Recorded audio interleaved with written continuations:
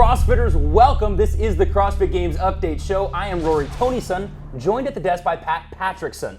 That is my new name. It's a joke. Icelandic names. Fun names. Icelandic names. Patronymic. Today, by the way, is May 25th. A bittersweet reminder that there are just 2 more days of regional competition left before we turn our gaze to the CrossFit Games finals in Los Angeles. Yeah, an exciting time indeed, but let's stay in the moment, Pat. You know, just a blink and it's all over.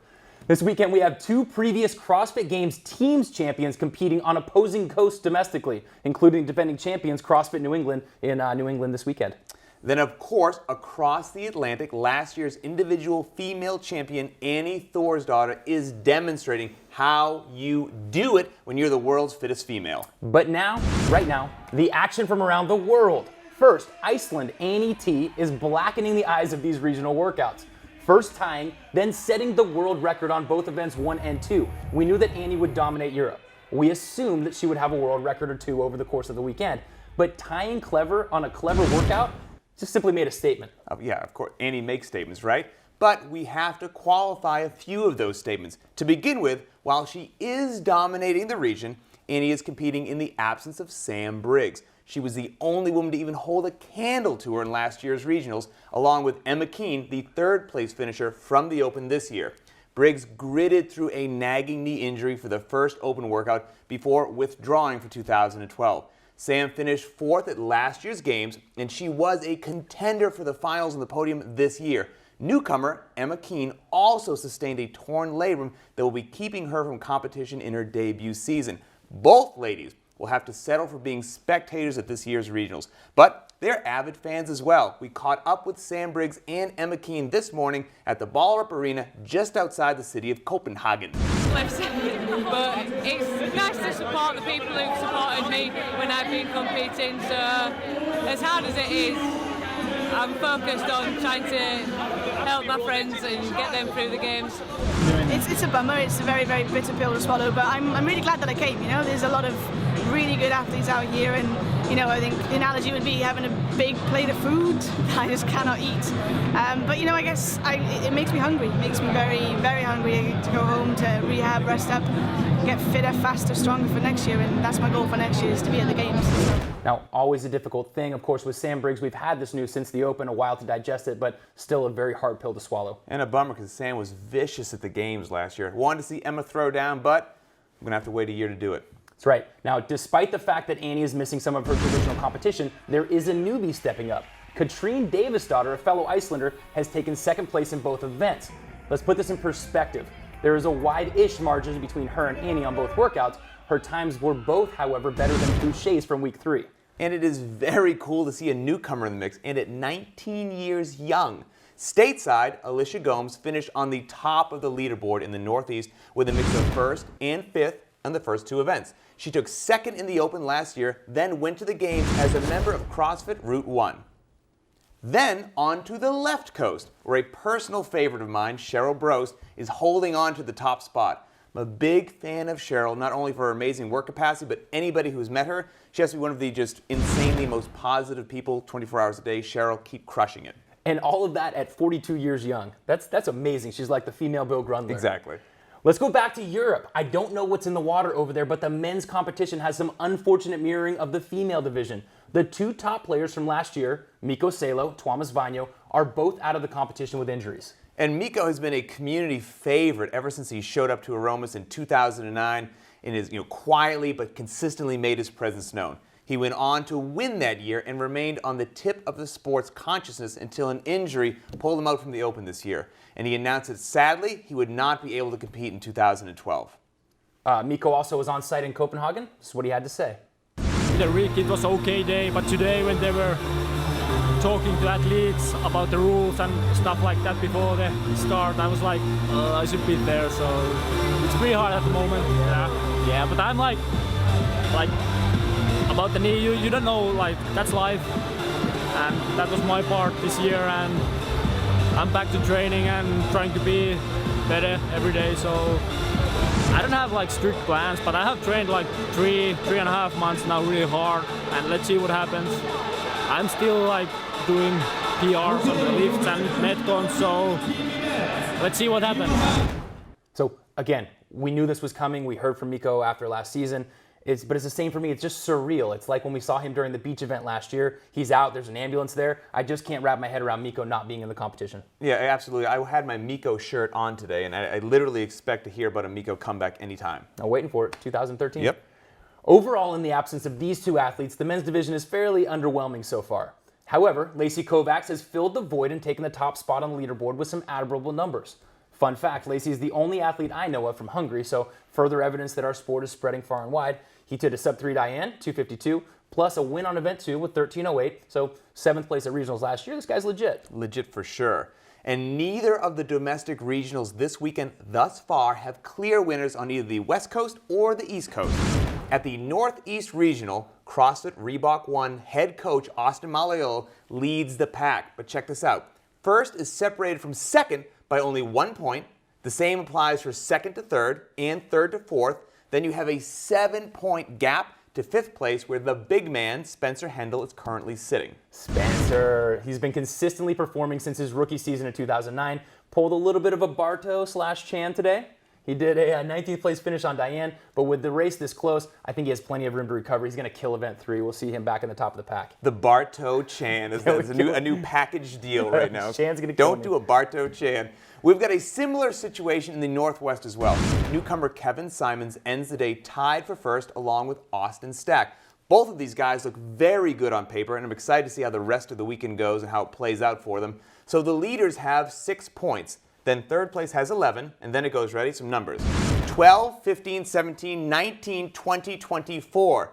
Even the 9th place guy is not out of contention. So that big jumble of numbers means it's still a hell of a competition out there. Do you remember last year it was actually the same exact way? And it went, the very last event went to a tie break that went like 4 events deep. So the Northwest men's division just likes to keep it close. Now, that 9th place man is Jesse Dish, the man who won this regional last year. I'm excited about both of these newbies as well. As you mentioned, both had a sub 2.5 minute Diane at 200 plus pounds of body weight, kind of like the Kalipa Maddox thing last week.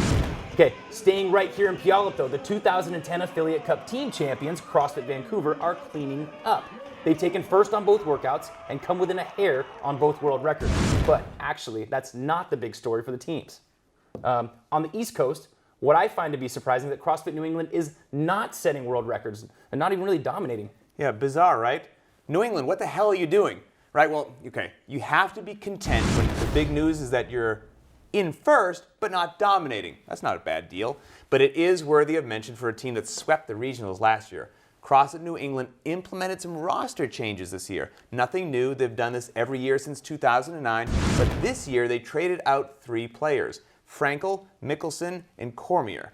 But they've got a powerhouse in James Hobart and Mel the Ockerby, and newly added Kevin Montoya, so I kind of would have thought they'd be doing better by now. I think that you need to brush up on your French. I think it's Cormier. Cormier? Cormier. I think it's a silent R. Not only that, but they told us long ago that they've been practicing these workouts multiple times in a week. Now, pair that with the fact that it's week 5, and I was expecting flawless fatality victories on every single workout. Maybe it's my fault. Maybe I had heightened expectations. It's not you, it's me.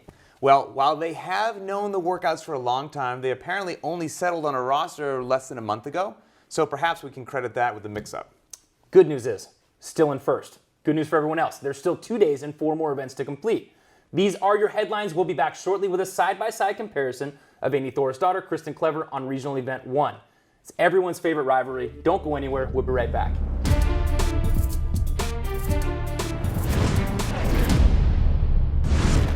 GNC is proud to be the official vitamin and sports nutrition retailer of the CrossFit Games. GNC, live well. Workout for today is called Hope. We're doing this workout today to fight children's tragic illnesses. In 3, 2, 1, game time.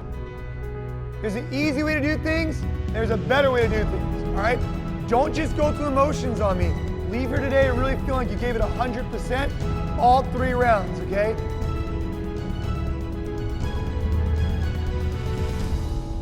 Join us June 9th, CrossFit for Hope, a workout to help St. Jude.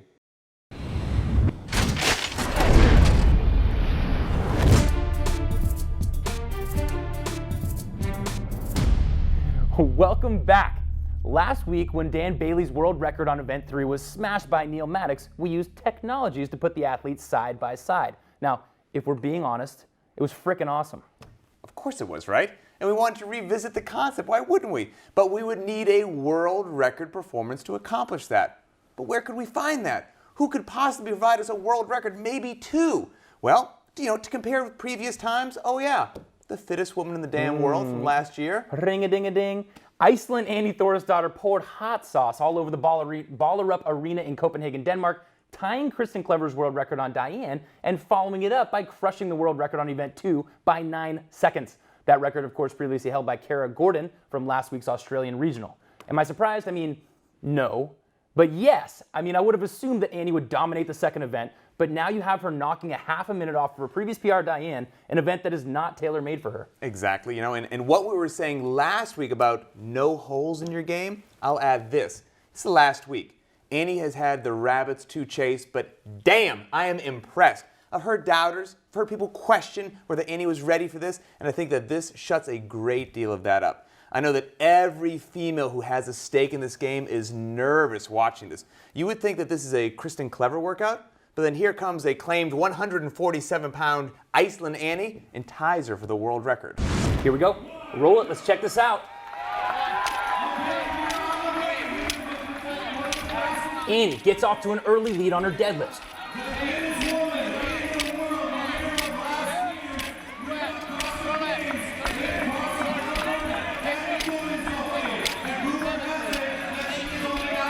She does her first set of deadlifts in 22 seconds, 3 seconds faster than Clever. Annie picks up another second in her transition. And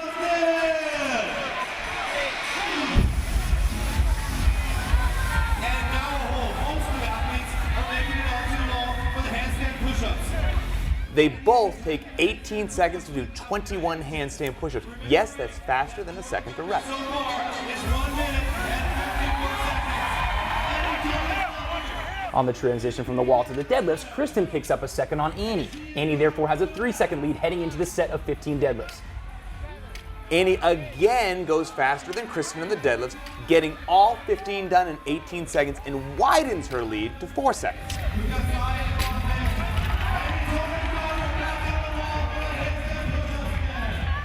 Now they both transition to the handstand push-ups in 4 seconds.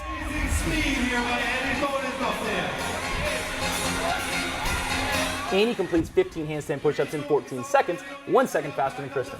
So, Annie has completed the round of 15 in a minute 23 to Kristen's minute 28. At this point, if she maintains her pace, she is heading to a new world record time. A 5-second transition back to the bar for deadlift sets Annie back a second. Believe it or not, the set of 9 deadlifts at 155 is where Annie starts to slow down. She completes the 9 deadlifts in 13 seconds, 3 seconds slower than Kristen. So, Annie has finished the 9 deadlifts in 141 to Kristen's 142. So Annie's one-time 5-second lead has been reduced to a 1-second lead. Is it weird that I'm nervous? They both transition to the wall for handstand push-ups in 4 seconds.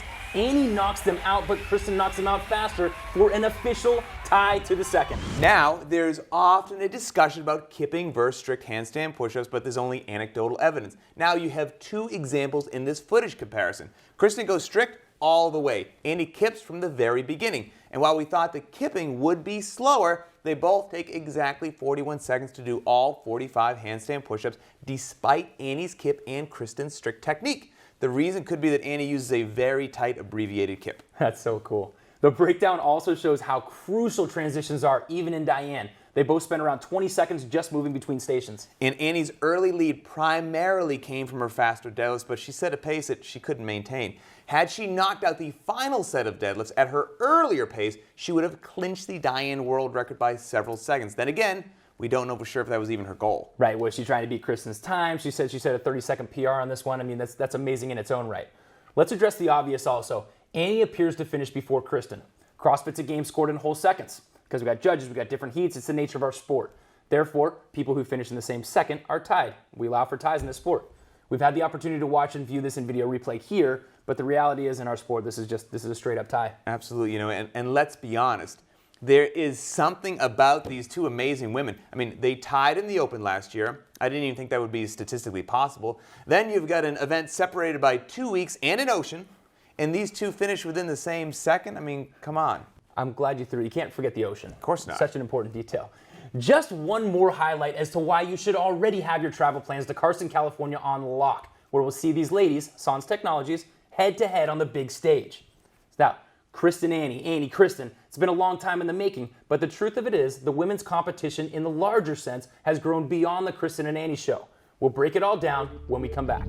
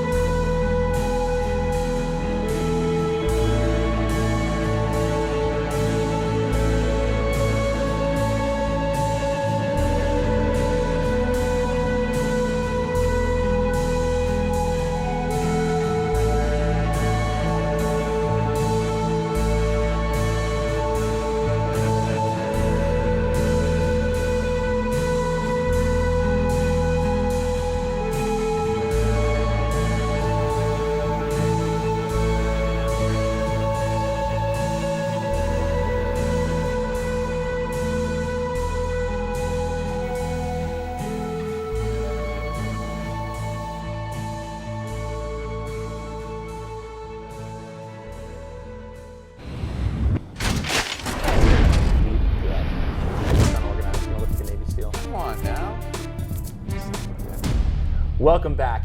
As we mentioned earlier in the show, since 2010, the women's competition has really been a race between Annie and Kristen. Who's going to win? Either one of those two ladies is going to, all the way from the qualifying season through to the game's finals. Now, this is a deep history and it's worthy of revisiting further.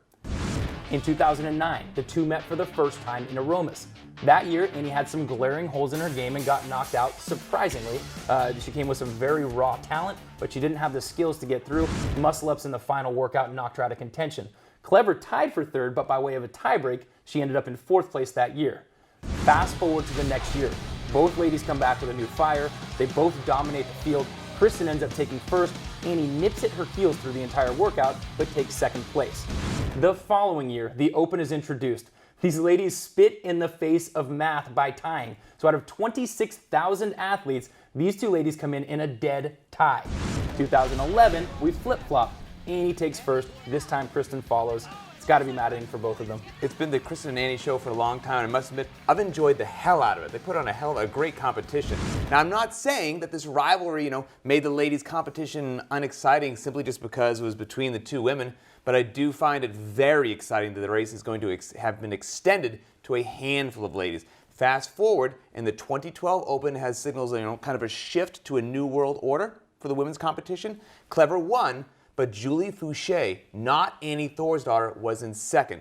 Clever and Fouché were relatively close, but Thorsdottir, a distant third. A new world order. Exactly. It feels like you have to say that like WWE. Now, at regionals, it's Clever, not Thorsdottir, who's showing signs of weakness, or at the very least, she's not outright dominating as she usually does. In the past, Annie has explicitly stated, hey, I'm looking out for Kristen. That's the rabbit that I'm chasing. I'm looking at her scores. If I'm in competition head-to-head, she's the one that I'm looking at. It's not the case this year based on these regional workouts. Yeah, and Annie Thorsdottir, she tied Kristen Clever's record on Diane. She's not supposed to do that, right? I mean, on the surface, it's a Kristen Clever workout. What are you doing, Annie? It's hers. Now, looking at the remaining world records, which Annie's sure to do, guess what? Kristen Clever's name? Nowhere to be found. There's a whole lot of new names. That's right. Tomorrow should be gunning for Akinwale's 406 on event 3, Fouché's 1444 on event 4. Then the final day, we've got hopping 180 pounds overhead, not Kristen Clever. And then Fouché's final workout was 1521. And I bet you, actually, Annie's probably going to be gunning for that as well. I want to see her take down some of those Fouché numbers because we saw some of them in person. They were mind-boggling. So good luck, Annie. But going even further, even in the absence of Sam Briggs and Emma Keane, Europe, not just the Annie show. 19-year young Katrin Davidsdottir beat Fouché and Akinwale's time on both the day one workouts. Crazy, crazy, crazy. Did not see that coming. But what does this mean overall for the games? Well, the bottom line is it's fantastic news if you're a CrossFit Games fan. Besides Kristen and Annie, now there's half a dozen other women who are serious contenders not just to do well, but to win the games. Fouché, Bourmont, Latondra, Akinwale, Davidsdottir, and those are just the hard ones to pronounce.